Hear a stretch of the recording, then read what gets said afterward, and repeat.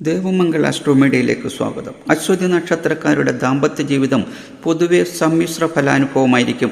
അതിന് പ്രധാന കാരണം ഇവരുടെ ഞാനെന്ന മനോഭാവം കൂടുതൽ തന്നെയാണ്.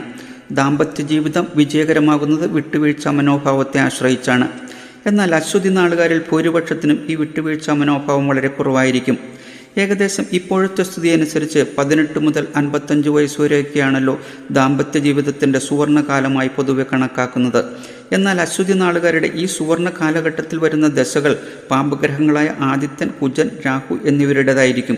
ഈ പാപഗ്രഹങ്ങളുടെ സ്ഥിതി മൂലം ഞാനെന്ന ഭാവം ഇരട്ടിയായി വർദ്ധിക്കാനിടവരുന്നു. തന്മൂലം ദാമ്പത്യ ജീവിതത്തിൻ്റെ പവിത്രതയുടെ ഊഷ്മളത നഷ്ടപ്പെടുന്നു. ഇവരുടെ 7ാം രാശി തുലാം പാപഗ്രഹങ്ങളായ ആദിത്യൻ്റെ നീചക്ഷേത്രവും ശനിയുടെ ഉച്ചക്ഷേത്രവും കൂടിയായതിനാൽ ഈ പാപഗ്രഹങ്ങളുടെ ബന്ധം പല പ്രശ്നങ്ങളിലേക്കും ദാമ്പത്യ ജീവിതത്തെ എത്തിച്ചു എന്നും വരാം.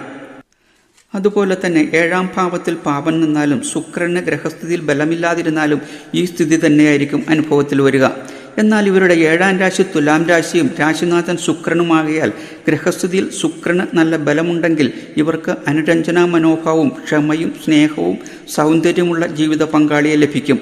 എന്നാൽ ശുക്രന് ബലമില്ല എങ്കിൽ നേരെ മറിച്ചാകും ഫലം. ഇക്കാര്യങ്ങൾ മനസ്സിലാക്കി ക്ഷമയോടെ മുന്നോട്ട് പോയാൽ ദാമ്പത്യ ജീവിതം ഊഷ്മളമാക്കാൻ കഴിയും. സന്താനകാര്യത്തിൽ അശ്വതി നാളുകാർക്ക് വളരെ അപൂർവമായി മാത്രമേ 2ൽ കൂടുതൽ സന്താനങ്ങൾ ഉണ്ടാകൂ.